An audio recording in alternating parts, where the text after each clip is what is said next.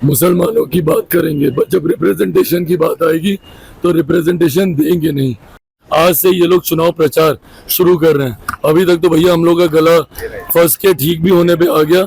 हम लोग इतना प्रचार कर चुके हैं। मुसलमानों को समझना चाहिए ना भैया, कौन मुसलमानों की बात कर रहा है? ये वही राजद है ना।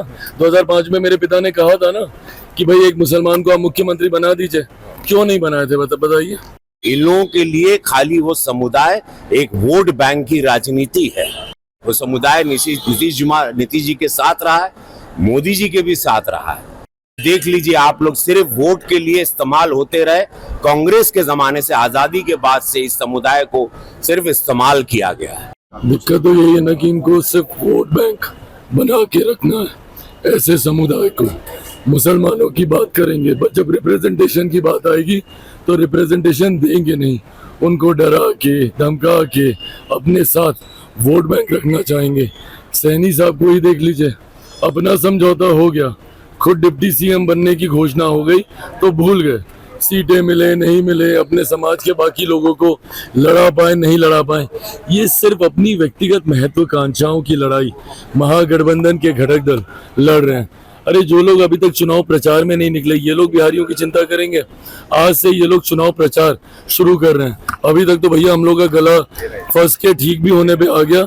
हम लोग इतना प्रचार कर चुके हैं और ये लोग अभी तक निकले नहीं है। इन लोगों को सिर्फ आपसी महत्वाकांक्षाओं की लड़ाई लड़नी है। बिहारियों से मुसलमानों को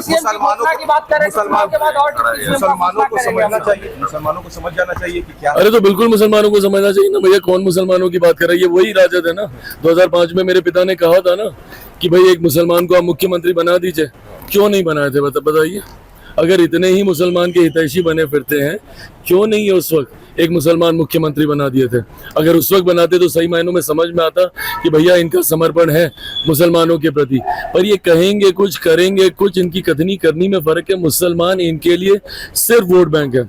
और जितनी जल्दी मुसलमान ये बात समझ जाए, भाई हम लोग कहने के लिए नहीं कहते, जितनी भी हम लोगों ने गरीब कल्याण की या जन कल्याण की योजनाएं बनाई हैं, उसमें बिना भेदभाव के हम लोगों ने देश के हर एक व्यक्ति, भले वो किसी भी जाति समुदाय से, किसी भी धर्म से आता हो, उसके लिए हम लोगों ने ये योजनाएं बनाई हैं। पर ये लोग तो उसमें भी जात देखते हैं, उसमें भी धर्म देखते हैं। पूरा बिहार का रूप छठ माई का आशीर्वाद बा।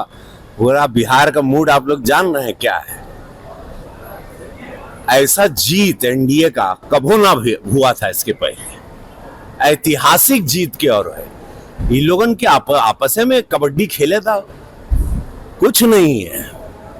इस वक्त बिहार का बच्चा, माँ, बहन, बेटी, माई छठ का कृपा बाटे, सीता माई का कृपा बा। देखिए ऐतिहासिक जीत होगा मोदी जी और नीतीश कुमार के लिए।